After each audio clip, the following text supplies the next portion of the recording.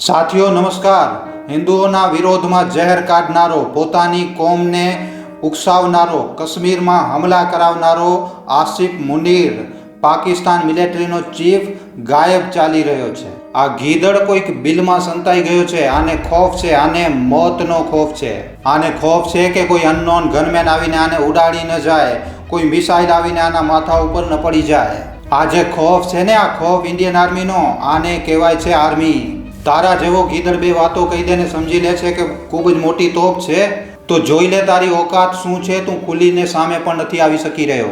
સાથીઓ, મિસિંગ ચાલી રહ્યો છે આ. હા, કોઈને પણ ખબર નથી આ ક્યાં છે, ક્યાંક સંતાઈને બેઠો છે આ. એનાથી પહેલા આણે અને બીજા અન્ય પાકિસ્તાની ફૌજીના ઓફિસરોએ પોતાની ફેમિલીને, પોતાના બાળકોને અને પત્નીને વિદેશોમાં મોકલી દીધા છે, ભગાડી દીધા પાકિસ્તાનમાંથી. ભાઈ, ત્યાં મોટા સ્તર ઉપર રેઝિગ્નેશન ચાલી રહ્યા છે. મેં ગઈકાલના વિડીયોમાં પણ જણાવ્યું હતું કે પાકિસ્તાનના મોટા લોકો રાજીનામા ઉપર રાજીનામું આપતા જ જઈ રહ્યા છે, ડરી રહ્યા છે ભારતથી. આવી તો તારી ફૌજ છે આસિફ મુનીર, તું ભારતના વિરોધમાં જિહાદ કરશે. સાથે જ એક ખૂબ જ મોટી ખબર હું તમને જણાવવા જઈ રહ્યો છું. ભારતને રફાયેલ મળવાના છે. ભારતને લગભગ 26 રફાયેલ એવા મળવાના છે, જે રફાયેલ નેવી પાસે હશે. હમણાં પણ આપણી પાસે રફાયેલ છે, પણ એ રફાયેલ એરફોર્સ પાસે છે. હવે આપણને એવા રફાયેલ મળવાના છે જે સીધા જહાજ ઉપર ઉતરી શકે, નેવી પાસે હશે. મતલબ કે INS વિક્રાંત જેવા જહાજ ઉપર રફાયેલ ઉતરી શકે અને ત્યાંથી ટેક ઓફ કરી શકે. એવા રફાયેલ હવે આપણે 26 લેવા જઈ રહ્યા છીએ. 26 શું કામ લઈ રહ્યા છે? તો આપણી પાસે જે એરક્રાફ્ટ હોય છે, એમની જે સ્ટ્રેન્થ હોય છે ઠીકઠાક રીતે, મતલબ કે એમને જ્યાં રાખી શકાય, તો હમણાં આપણે 26 લઈ રહ્યા છીએ. અને આ જે આપણે ડીલ કરી છે એ ફ્રાન્સ સાથે આપણે ડીલ કરી છે. આ ડીલ લગભગ 63,000 કરોડ રૂપિયાની છે. આની સાથે ફ્રાન્સ આપણી સાથે આ વિમાનોની ટેકનોલોજી પણ શેર કરશે. ટેકનોલોજી મતલબ કે જો એમાં કોઈ પ્રોબ્લેમ આવી, મતલબ કે કાંઈ વસ્તુ જો બદલવાની જરૂર પડી, કોઈ કાંઈ એમાં કરવાનું થયું, તો ટેકનોલોજી પણ આપણી સાથે એ શેર કરશે. આના સિવાય બીજી એક ખબર મિત્રો, જે સૌથી મોટી હમણાં વાયરલ થઈ રહી છે, તમને જણાવી દઉં. ચાઇના જે વસ્તુની બીક હતી એ જ વસ્તુ થઈ છે. ચાઇના ખુલ્લી રીતે હમણાં તો પાકિસ્તાન દ્વારા કરવામાં આવેલા આ હમલામાં સપોર્ટ નથી કરી રહ્યો, એને પાકિસ્તાનને સપોર્ટ નથી કરી રહ્યો આમ તો. પણ ચાઇનાએ મિત્રો શું કર્યું છે? ચાઇનાએ કાલે રાત્રે એકદમ ચૂપચાપ પાકિસ્તાનને 15 PL મિસાઇલ આપી દીધી છે. ચાઇના મિત્રો, ચાઇના એકદમ મોકાની તલાશમાં હતો અને એને એમ લાગી રહ્યું છે કે જો ભારત પાકિસ્તાન વચ્ચે યુદ્ધ થઈ જાય અને જો આ યુદ્ધ લાંબો ખેંચાઈ જાય તો ચાઇનાને ખૂબ જ મોટો ફાયદો છે. કારણ કે ચાઇના તો કહેશે ભાઈ US સાથે ઘણા બધા બિઝનેસ છે ભારતના, તો એ કહેશે, ત્યાં જઈને કહેશે ભાઈ જુઓ, આ ભારત તો યુદ્ધમાં પડ્યો છે, તમે એની સાથે ક્યાં ઇન્વેસ્ટ કરો છો? તમે અમારી પાસે ઇન્વેસ્ટ કરો. ભારત તો એક યુદ્ધનું મેદાન બની ચૂક્યો છે, એની સાથે ક્યાં વેપાર કરો છો ભાઈ? જો USA ત્યાં ભારતને છોડીને અમારા ઉપર ટેરિફ લગાડી નાખ્યો, ભારતમાં તો યુદ્ધ ચાલી રહ્યો છે, અમારી સાથે વેપાર કર. તો આવી રીતે આપણા ભારત દેશને યુદ્ધમાં નાખવામાં ચાઇનાનો ખૂબ જ વધારે મોટો ફાયદો થઈ જશે. ચાઇના એક બાજુ તો પાકિસ્તાનથી દૂરી બનાવીને ચાલી રહ્યો છે અને કોઈ પણ વસ્તુમાં સાથ નથી આપી રહ્યો, અને બીજી બાજુ ચૂપચાપ 15 મિસાઇલ આપી દીધી. અને આ જે PL 15 મિસાઇલો આપવામાં આવી છે, આ મિસાઇલોને પાકિસ્તાને ખૂબ જ જલ્દી પોતાના એરક્રાફ્ટમાં લગાડી પણ નાખી. પાકિસ્તાનને બીક તો છે જ કે ભારતની વાયુસેના ક્યારે આવીને અમને ઉડાડી નાખશે, હમલો કરી નાખશે તરત. તો એણે મિસાઇલો લગાડી નાખી છે પોતાના એરક્રાફ્ટમાં. પણ આ મિસાઇલો મિત્રો, આ મિસાઇલની હમણાં કોઈ ગેરંટી નથી, કાંઈ ગેરંટી નથી કે આ મિસાઇલો યુદ્ધ થશે ત્યારે ચાલશે કે નહીં ચાલે.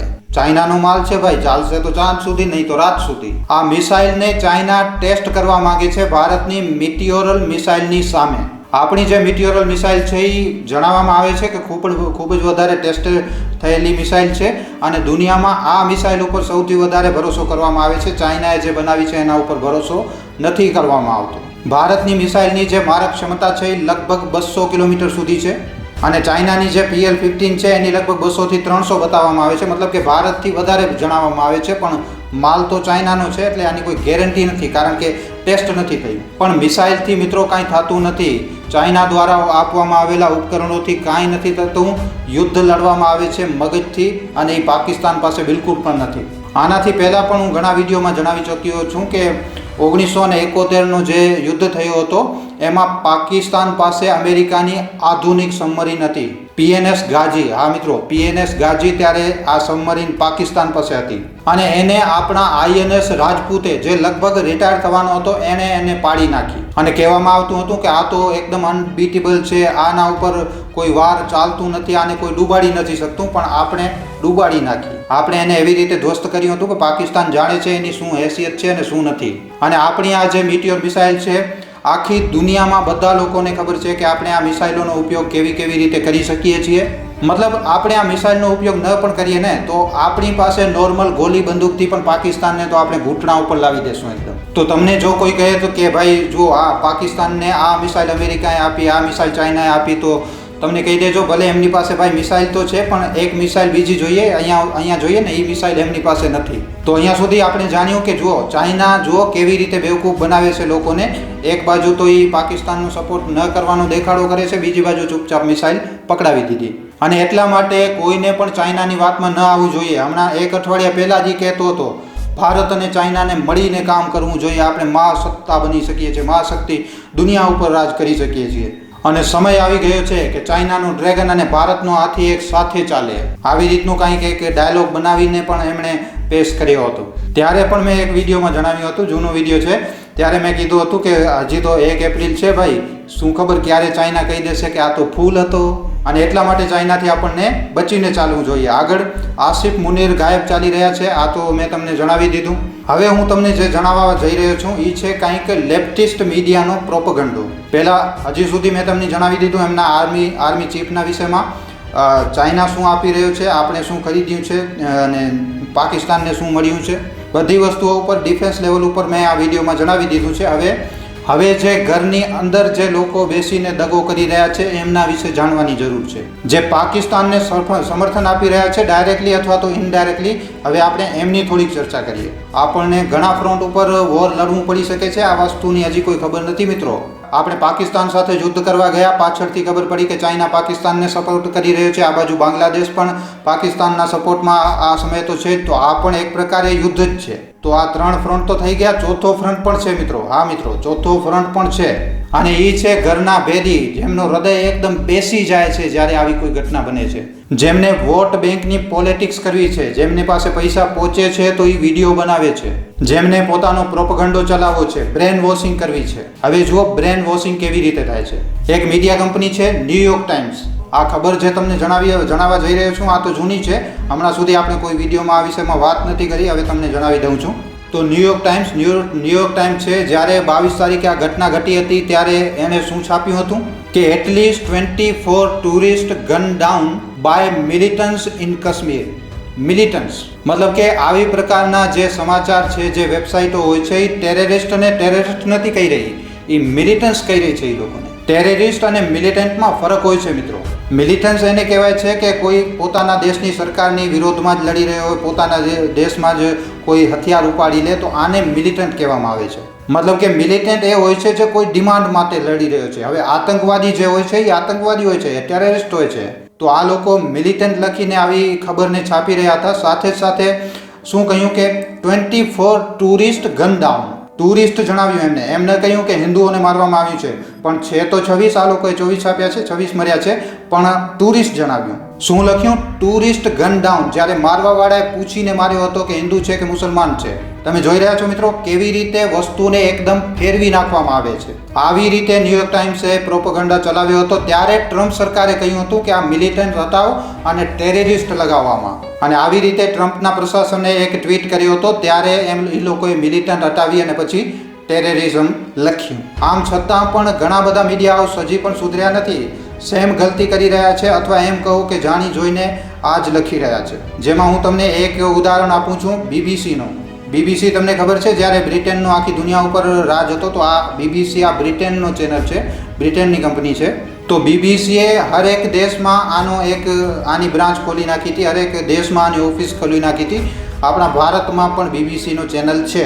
એટલા માટે કરવામાં આવ્યું હતું કે બ્રિટન આ પત્રના માધ્યમથી એ દેશમાં પોતાની વાત પહોંચાડી શકે. દુનિયામાં ઘણા બધા એવા દેશો છે જે BBC પત્રિકાને અથવા BBC ચેનલને પૂરી રીતે પોતાના દેશમાં બેન કરી ચૂક્યા છે. ઘણા બધા છે, જર્મની છે, ફ્રાન્સ છે, USA પણ છે, હજી બીજા પણ ઘણા બધા એવા દેશો છે જે BBCને બેન કરી ચૂક્યા છે. પણ BBC નામનું આ ચેનલ ભારતમાં આજે પણ ચાલુ છે અને આ લગાતાર એવી ખબરો છાપે છે જે ભારતના વિરોધમાં હોય અથવા તો લેફ્ટિસ્ટ ખબરો છાપે છે. પાછલા વર્ષે 2024માં જ્યારે ચૂંટણી ચાલી રહી હતી લોકસભાની, તો તમને ખબર હશે એનાથી થોડીક વાર પહેલાં જ BBCએ એક ડોક્યુમેન્ટરી અપલોડ કરી હતી, ડોક્યુમેન્ટરી બનાવી હતી અને આ જે ડોક્યુમેન્ટરી હતી નરેન્દ્ર મોદીના વિરોધમાં એ લોકોએ બનાવી હતી. તો આમ છતાં પણ BBC અહીંયા ચાલી રહ્યું છે, લોકો પસંદ કરી રહ્યા છે, જોઈ રહ્યા છે ભાઈ. કારણ કે અહીંયા એક કોમ એવી છે જેને BBCની ખબરો ખૂબ જ વધારે પસંદ આવે છે. જેમ કે તમે બધા લોકો જાણો છો કે આપણે ત્યાં એક રવીશ કુમાર છે, એક ઓલો જર્મનીમાં બેઠેલો એક યુટ્યુબર છે, એક USAમાં બેઠેલી આરફા ખાનમ શેરવાની છે અને ઘણા પ્રકારના આવા લોકો છે જેમને આપણા દેશનો એક વિશેષ સમુદાય ખૂબ જ વધારે જુએ છે. એમને લાગે છે કે ભાઈ આ જે છે એ આ બહુ સારું બોલી રહ્યું છે અને આવી પ્રકારે એક BBC છે. હવે હું BBCનું શું કામ કહી રહ્યો છું? કારણ કે આ BBCએ પણ આ જ ઘટના વિશે ખબર છાપી હતી, જે ઘટના પહેલગામમાં બની છે. એમાં એણે પણ ટેરરિસ્ટને મિલિટન્ટ્સ બતાવ્યું અને આના ઉપરથી આપણા દેશની સરકાર ભડકી ગઈ હતી અને સરકારે લેખિતમાં એને જણાવ્યું હતું કે ભાઈ તું સુધરી જા, નહીં તો હવે તને પણ જોઈ લેશું. તને પણનો શું મતલબ છે? પાકિસ્તાનના યુટ્યુબ ચેનલોને જોઈ લેવામાં આવ્યું છે, બધાને બેન કરી નાખવામાં આવ્યું છે. પાકિસ્તાનના યુટ્યુબર શું કામ? તો પાકિસ્તાનના ઘણા એવા યુટ્યુબર છે જે પોતાના ચેનલમાં એવા કોન્ટેન્ટ બનાવે છે જે ભારતને ખૂબ જ સારા લાગે, ભારતના લોકોને પસંદ આવે. આપણને લાગે આ ભાઈ આ તો શું આપણા વિષયમાં શું સારી વાતો કહી રહ્યો છે અને આપણે એને વ્યૂઝ આપતા રહીએ ને અહીંયાના આપણા વ્યૂઝના લીધે એ લોકો પૈસા પાકિસ્તાનમાં કમાવતા રહે. આવી જ રીતે એક શોએબ અખ્તર છે, જેમ કે એ ભારતની વાત કરી નાખશે, ક્રિકેટની ન્યૂઝ એ તો કવર કરે છે કે સચિન તેંડુલકરનું કહી દેશે, ભાઈ ભારતની ટીમના વખાણ કરી નાખશે, અરે ભાઈ ભારતની શું ટીમ છે, શું ખેલી છે મેચ. એવી રીતે શોએબ અખ્તરના તમે વિડીયો જોયા હશે. તો શોએબ અખ્તર આવી રીતની ક્રિકેટ વિશેની વાતો કરતો રહે છે તો એના વ્યૂઝ ઘણા આવે છે, એના વ્યૂઝ મિલિયનમાં ચાલ્યા જાય છે. તો આનો મતલબ શું થયો? ભારતના વ્યૂઝના લીધે, ભારતના લોકોના લીધે પાકિસ્તાન પૈસા કમાવશે. અને આવી જ રીતે ઘણા બધા એવા પત્રકાર છે, ઘણા બધા એવા ચેનલ છે જે ભારતની ખૂબ જ વધારે ભારતના વખાણ કરે છે.